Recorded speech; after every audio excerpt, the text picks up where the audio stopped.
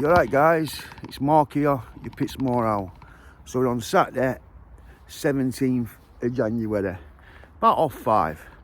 So I'm going to go to Wednesday match today to meet Dalton Smith. But I'm going to be honest with you. I got up, I had stomach ache.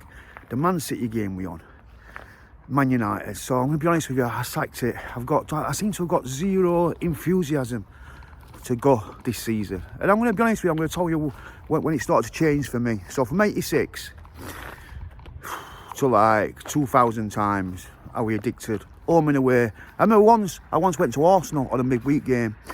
We were drawing 1-1. There were 20 minutes to go. They brought Petit on Vieira. We lost 7-1. On the Saturday, I think we had Southampton away.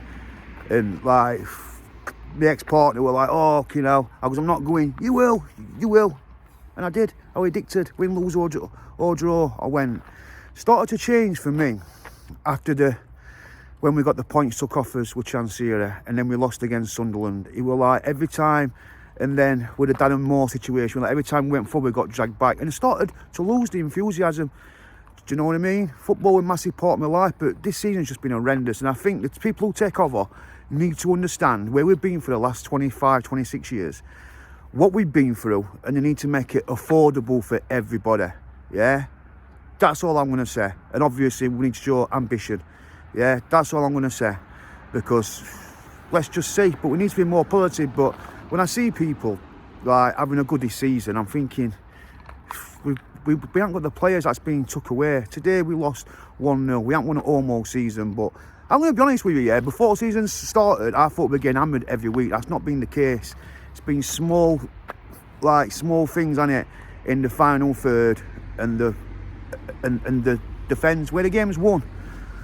But I'm just all hoping for a really, really positive summer. Yeah, I'm hoping that the chance that this goes through this takeover, I'm hearing good things about it. They're just the face of it, people behind that, and hopefully, yeah, we can start buying players when it gets ratified. I mean, most of the business probably gets done in summer anyway, but I like it early in January. Yeah, of course, well, let's just wait and see. But let me get on to the main thing about this video. So, my light's just gone, so I'm going to have to stand underneath this for some light. I'm in Longley Park. So, Clive bets, yeah, Sheffield MPs. I think this city's misses a massive opportunity. I really do. Can you think of any other major city in England? And I bang my drum down all the time about being 4th largest city in England, the fifth largest in Great Britain, yeah? Right, I bang my drum about that all the time, don't it? Yeah. What's the birthplace of football?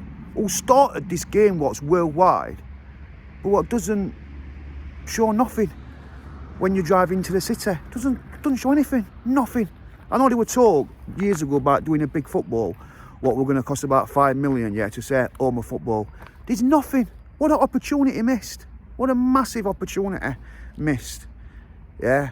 Also, the biggest city in Europe not to have an airport, yeah. Do you know what I mean? Telling me that you can't find land, but that's another conversation. Yeah, but I do think it takes away that opportunity. I really do, guys. Because when you're coming from abroad, do you want to land and then travel? Yeah, you do it. Yeah, but it's more better in it just to land straight in. But anyway, that's another story. Yeah, but this Sheffield thing, yeah, for me, there should be something here. Tomorrow, I mean, Clive Betts, he's done great things for Wednesday. I'm surprised that he's not gone to Member of Parliament and said, when you're coming into the city on High Port Flats on the left-hand side, yeah, or just before, we have a massive, something to do with football, saying Sheffield home of football. Yeah, you could put it there. Could even put another one on Snake Pass. Whatever. Same when you look into boxing and all. I mean, boxing. Well, I mean, for me now, it's took over. It's my number one sport. It was always football and boxing second, but boxing's took first place. I'll tell you for why. Because of my football team and situation we're in, yeah, I was extremely loyal. But after a bit, you get sick of it, don't you?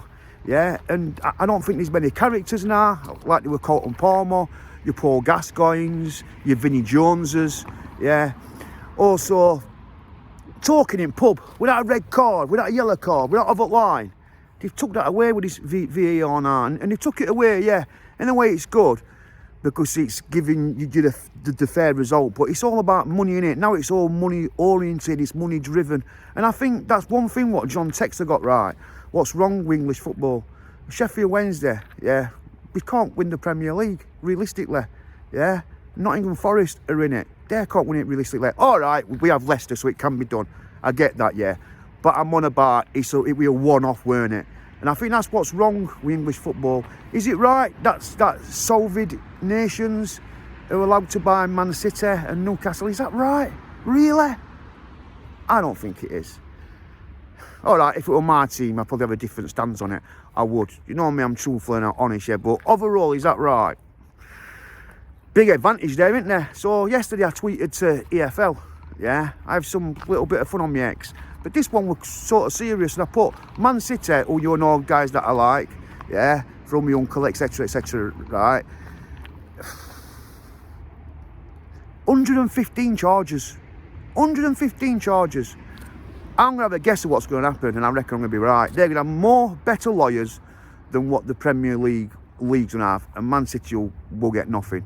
But 115 charges, 0 points dropped off. 0 points off. Sheffield Wednesday, 12 points off, yeah. Can't buy no players, all players sold. Just for good measure, another 6 points off. That's 18 points. Won't even hardly let us loan players. Yeah, we've loaned a couple, but God, how hard with that. Has the EFL really helped us? No. And these are the people what said that Chance City, we're a fit and proper person. So really, it's them through there. Listen, I don't know, because it's an odd one, that, innit? And some people always said to me, my mate Stuart, oh, it's been ever since Hillsborough disaster. We've had no but bad luck. My missus said that and all to me, but you know something, yeah? It's wrong, that, and I told Stuart that yesterday. So that happened in 89, 91, 92, 93, then 3 years. Probably the best years at club. I was sick of seeing Wembley Stadium, Europe, etc., etc. Do you know what I mean? So that just blows that one out of equation, doesn't it? Yeah, it's all you have as owners. Yeah, they're the top of the ship. They're the captains of the ship. Do you know what I mean? But yeah, that to me, yeah, I think we got lucky with Chansiri. Somebody what come in, what spent all that money, but the mistake he made were, my mate Stuart actually met him at the casino. Does it begin with N? I can't think of it. Yeah, and he said to Stuart's not gonna lie to me. Forget Premier League, Champions League. I think he come in with that expectation, but he didn't know. He didn't realise that it was going to be really difficult. And he put all his eggs in one basket, didn't he, guys? Premier League. And when it failed, he had no plan B. Do you know what I mean? That's why I just don't want these guys to come in, right, whether the investor is, and just be silly. And if it don't work out in first 2 years, then we're just chasing his tail. I don't want that. I want really knowledge, really thought out processes, do you know, to have a go at it. But people who come in now, yeah, for me, they have to go down schools, they have to visit schools, yeah, to get the youngers. Because I think a lot of youngers have been lost. If a fan like me can stop going, and I'm going to big myself up here, yeah, I put football before family, like a lot of people have, yeah. It was my life, it was everything. If I can suddenly stop, yeah, loads of people have, yeah. So, yeah, then listen, can't call me a glory hunter, because I've been through nightmare times. I think I just got sick of it. I got sick of being let down. I got sick of being let down, guys. Yeah, and it started to take it away. But listen, I love going. I'm hoping next season, yeah, if I don't get a season kit, I'll be attending most games, yeah. So let's just see, because end of the day, work needs to be done, yeah, on the younger ones. Same with the students, work needs to be done. Yeah, if you're in a different league to your city rivals, what we're going to be, and it's maybe the same money or dearer, you're going to go there. Do you know what I mean? We're not in the city centre, so what I'm trying to say is work needs to be done. Right, but this with Sheffield and the MPs, I think it's terrible. I think it's a massive opportunity missed. I mean, it's a global game. To not have anything in the city, to say, when you're driving in on the Parkway, not to have anything to say that. I think that's terrible. You're telling me that on Manchester, Liverpool, London, whatever, it'd be there. It'd have been there from day dot, wouldn't it? So, and I also think Sheffield people don't make enough noise, don't really shout about this city. And I think it's a city that deserves to be shouted about. We've got problems, yeah. Every city has. But I think the people make this city, do you know what I mean? I don't like what the council's done to the city centre, I really don't, yeah. But it's got me now, yeah, to believe this, right? I'm 50 this year, and at one point in my life, I didn't think I was going to make fucking 22. So that's a really big achievement for me. I've turned my life around, yeah. But I'm glad that I had my time when I did. I was drinking in city centre in 1991 when I was 14, 15, yeah. But on my old estate at Giggler's Valley, we used to have 15 people playing football that end, 15 people that end. I walk through estates now, there's no one there, it's dead. I'm thinking, where's the next generation? Where is it? They're all inside, on the laptops, on the computers. And it's key to me now that this government, yeah, doesn't want, they want us all indoors. They want us all indoors. Now there's just rules everywhere, but they want us all indoors. I also think stale beer and ashtrays made for an atmosphere, whether you smoked or not. You used to have a smoking side, a non-smoking side. That's killed a lot of it. But they want us all indoors and they want to control us, yeah. But back to these immigrants, I did a thing on it, yeah. So now you've got a lot of rich people like Tyson Fury, who I believe he's moving from Morecambe. He's from Manchester, but he's moving from Morecambe, yeah. Is it to Isle of Wight, Isle of Man? I think it's the same place where they did that, where they did motorbikes to TT, because they don't charge massive tax. The rich in this country now is getting taxed, so now they're leaving. And if you just took a little bit of the massive immigration off, surely we could afford a £5 million thing for a football. Same with the boxing. I mean, boxing is massive in this city. It's massive in this city, yeah. Something I love. And do you know the reason why I respect boxers so much? Do you know when you put boxing on and you put the nice tunes on, Kell Brook, all of the likes, they walk into the ring, like old Mike did, twitching his neck. Yeah, do you know what I mean? He used to win the fights before he even got into the ring a lot of time with towel on, neck twitchers, yeah, looking bad. From, you know what I mean, Brooklyn, New York, all that, yeah. We only see the glory side to it. Do me a favour, yeah, if you've got a punch bag or no, stand in your room, punch in air, move about, do that for 3 minutes, yeah, especially on a bike, and see how knackered you become. You become knackered. And just imagine somebody, yeah, who's same fitness as you, who's got the same hunger, the same desire as you, yeah, hitting your back in the stomach, hitting your back in your head, yeah, and it getting nasty, you're coming in close, these heads coming together. You imagine that? That is the toughest sport in the world by none. Seriously, yeah, mixed martial arts, that's probably just as bad. They go on the floor, but boxing's a stand-up sport. It's with your arms only, yeah. Queensberry rules. That to me is the most toughest sport ever, yeah. And where the damage is done is in the gym. And I'm going to be honest with you, yeah, I'm not blaming my own trumpet here, yeah.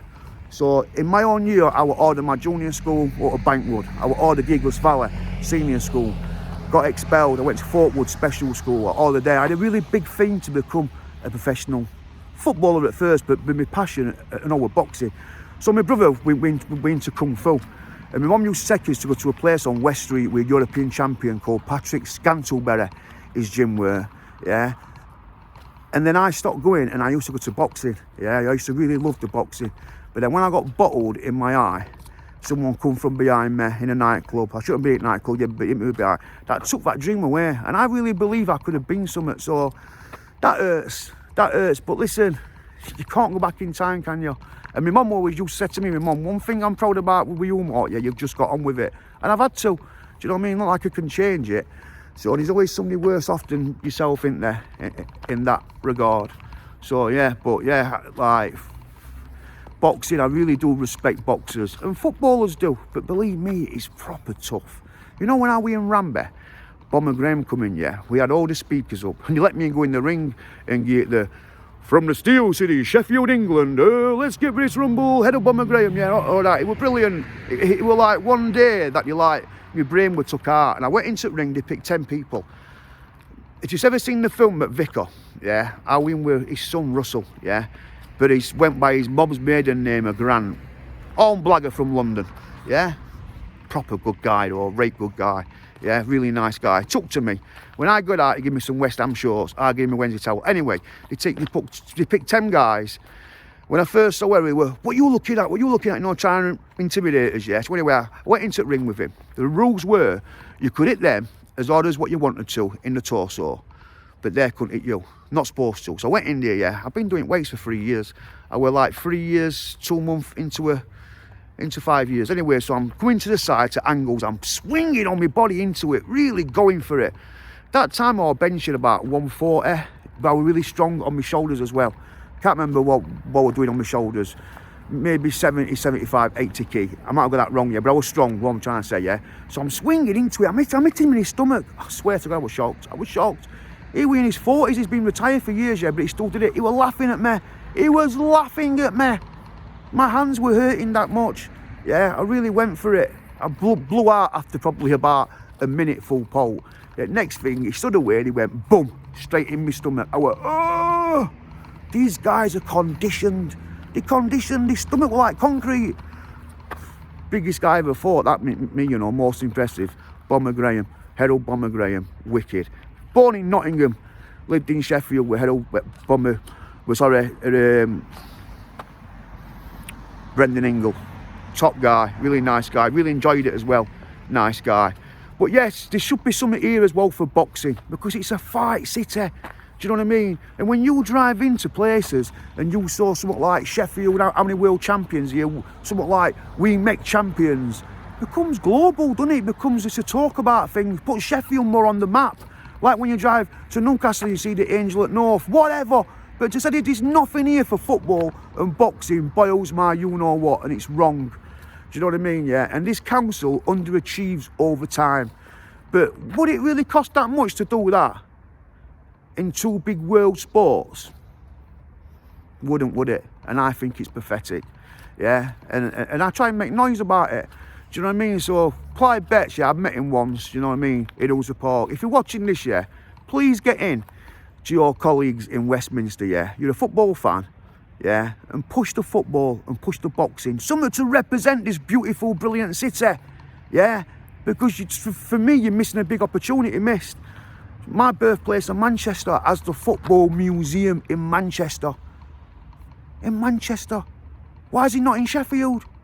Clive, why is it not in Sheffield, mate? This is for you, Clive, yeah? I hope that you watch this, mate, yeah? Can't you go to London and talk with your cabinet and people around and say, we give this game to the world. Why can't we put something on the parkway with a football? Yeah, saying Sheffield, birthplace of football, and same with the boxing. I mean, changing tack here, but not Bomber Graham. I was going to do a video about him, yeah? Brendan Ingle.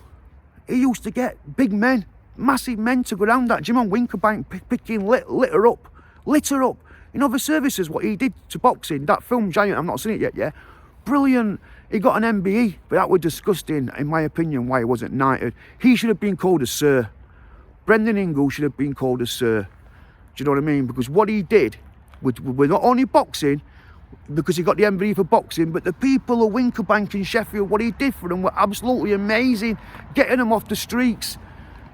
When you used to go into the gym, he used to make you sing, red and orange and pink, well, how'd it go? I can sing a rainbow, and again I'm doing it, and boxing at the same time to give them confidence. Life's all about confidence, children's all about confidence, yeah, in life, and he installed that in them. And to get big men like Richard Towers, who are we inside, we got 13 stretch reduced to 11, yeah, for kidnapping, and his co-accused and all tortured somebody, yeah, they got done for that. He probably could have been world champion, but he missed his key years. He got out, he was European champion, yeah, and then he got beat, but he went to Brendan, and Brendan went, what you done, killed somebody? He went, no, I didn't kill anybody. Do you know what I mean? But and he had grown men like him picking litter up on Winkerbank. He had that. Who else could do that? Brendan Ingle, absolute legend. And listen, we're going to talk about that with Naz a little bit, because Naz is a Sheffield legend. Do you know what I mean? Absolute legend. But for me, I'm not going to get too far deep into this because I don't know. And when I don't know, I don't know. But do I think Brendan Ingle was all about money? No. He drove the same van for years. He lived in the same house for years, and he drove and he had the same car for years, yeah. Naz moved to Dore. Someone told me he bought Sir Francis' old house at Dore, yeah. He had Lamborghinis, Porsches. We know the story when he hit that man and that guy got crippled, yeah.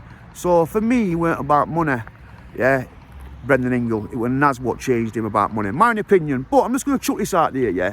Because when you listen to someone's story, there's always another side, but I weren't there. You sometimes try and look down the middle when there's not facts. And like, he did fall out with Harold Bomber Graham years before over money. So, but listen, Better Ingle to me is an absolute legend. But before I go, let me just chuck this out here and all. Cricket in Sheffield started at Bramwell Lane, didn't it? That was the home of cricket, with Bramwell Lane. Yeah?